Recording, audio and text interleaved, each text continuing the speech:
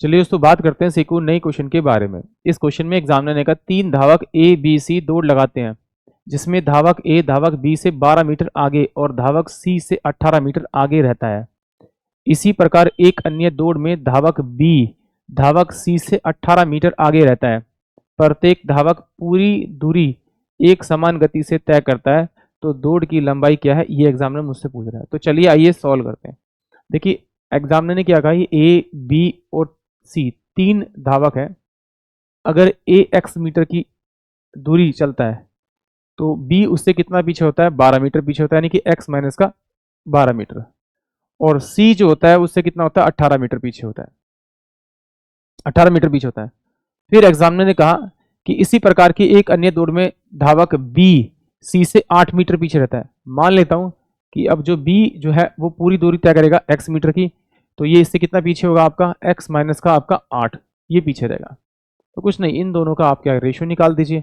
तो ये x minus का 12 अपोन में कितना हो जाएगा, ये आपका अपोन में x बराबर में x माइनस का 18 अपोन में x माइनस का 8 हो जाएगा। या फिर ऐसे सकते हैं इन दोनों का रेशियो और इन दोनों का रेशियो तो बराबर होगा, या तो ये अपोन में ये इसके अपोन में ये और इसके अपोन में ये ले तो भी ये वैल्यू आएगी। और इसे क्या क्या कीजिए, क्रॉस मल्टीप्लाई कर दीजिए। तो क्रॉस मल्टीप्लाई करेंगे तो ये एक्स का स्क्वायर हो जाएगा, ये 12x हो जाएगा, ये माइनस का कितना हो जाएगा आपका, ये आपका 8x हो जाएगा, और ये प्लस का 12 96 हो जाएगा, 96 हो जाएगा। बराबर में ये कितना हो जाएगा आपका, एक्स का स्क्वायर हो जाएगा, और ये माइनस का क्या होगा, 18x हो जाएगा। इस एक्स स्क्वायर से एक्स स्क्वायर कट जाएगा क्योंकि दोनों पॉजिटिव में कट जाएगा। इन दोनों को जोड़ेंगे तो ये माइनस का 20x हो जाएगा, और ये प्लस का कितना 96 है। बराबर में क्या होगा, माइनस का 18x।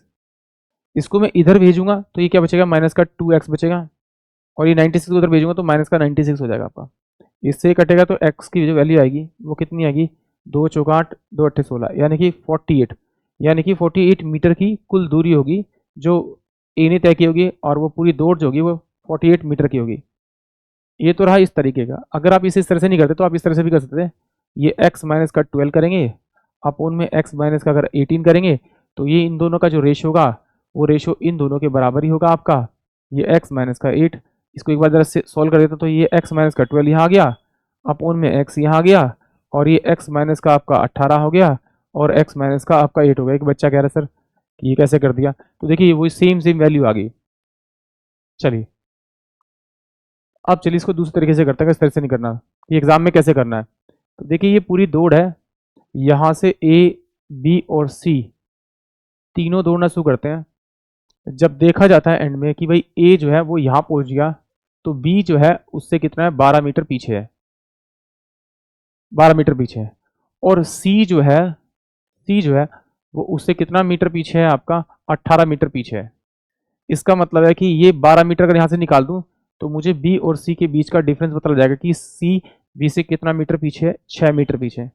बट एग्जामिनर ने क्या कहा कि भाई जब बी और सी दौड़ते हैं तो सी जो है उस सेम दौड़ को दौड़ने में दौड़ता है तो वो उससे कितना 8 मीटर पीछे रह जाता है।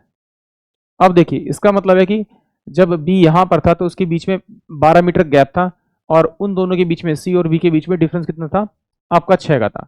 जब बी इस 12 मीटर की दौड़ को पूरा करेगा तो डिफरेंस कितना हो जाएगा उनके बीच में, 8। तो इस डिफरेंस को जब उस डिफरेंस को कवर करेगा तो इन दोनों के बीच में जो डिफरेंस कितना आएगा, वो 2 का आएगा, यानी 2 का डिफरेंस कितने पर है, 12 मीटर चलने पर। तो इस 2 को क्या बनाना पड़ेगा आपको, 8, क्योंकि एक्चुअली में 8 है, तो 8 को किससे मल्टीप्लाई करना, 4 से। तो जिससे से मल्टीप्लाई उससे मल्टीप्लाई कर दिया, यानी 48, यानी 48 मीटर की क्या होगी, वो पूरी दौड़ होगी। यानी कि ऑप्शन जो बी होगा वो इस क्वेश्चन के लिए करेक्ट होगा। आई होप आप सभी को क्वेश्चन समझ में आया होगा।